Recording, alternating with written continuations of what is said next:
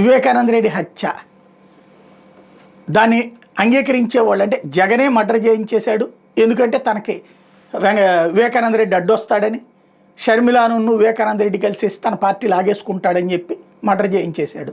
అవినాష్ రెడ్డికి కూడా అడ్డొస్తాడు కాబట్టి అవినాష్ రెడ్డి చేత చేయించేశాడు. ఇది తెలుగుదేశం వాళ్ళు, జనసేన వాళ్ళు మీరు అరిచి గీపెట్టిన స్వయంగా వివేకానంద రెడ్డి ఆత్మ వచ్చి చెప్పినా అదే నమ్ముతారు.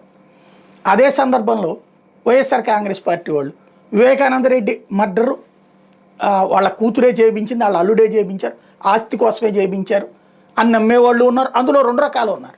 ఎట్ ద సేమ్ టైం ఏ అవినాష్ రెడ్డి చేయించి ఉంటాడు, కాపాడుతున్నాడు అన్నటువంటిది ఫీల్ అయ్యేవాళ్ళు ఉన్నారు. వీళ్ళ అభిప్రాయాలు స్వయంగా సుప్రీంకోర్టు జడ్జి గారు తీర్పిచ్చిన మారవు. అట్లాగే పాస్టర్కి సంబంధించినటువంటి ఉదంతం, పాస్టర్ ప్రవీణ్ని మర్డర్ చేశారని నమ్మేటటువంటి వాళ్ళు వాళ్ళ అభిప్రాయాలు మార్చుకోరు. అతను ఏదైతే తాగి తూలుతూ చనిపోయాడని చెప్పేటటువంటి వాళ్ళ అభిప్రాయాలు మారేది ఉండదు. స్వయంగా రేపు పొద్దున పోస్ట్ మార్టాలు వచ్చినా, ఫోరెన్సిక్ వచ్చినా మార్పు ఏమీ ఉండదు. అదే సందర్భంలో సంక్షేమ పథకాలదైనా అంతే, ప్రతిదీ ఇచ్చేయాలని కోరుకునేటటువంటిది వైఎస్ఆర్ కాంగ్రెస్ పార్టీ సింపథైజర్స్, ఎందుకు ఇవ్వాలి అనేటటువంటి తెలుగుదేశం పార్టీకి సింపథైజర్. ఇదివరకు ఒక నిర్మాణాత్మక చర్చ జరిగేది ఇట్లాంటి వాటి మీద. ఆ చర్చ ద్వారా కన్విన్స్ అయ్యేవాళ్ళు. కొంతమంది తమ అభిప్రాయాలు మార్చుకునేవాళ్ళు, కొంతమంది అదే అభిప్రాయాన్ని స్టిక్ ఆన్ చేసుకుంటూ అవతల వాళ్ళని కన్విన్స్ చేసే ప్రయత్నం చేసేవాళ్ళు. ఇప్పుడు అలా కాదు.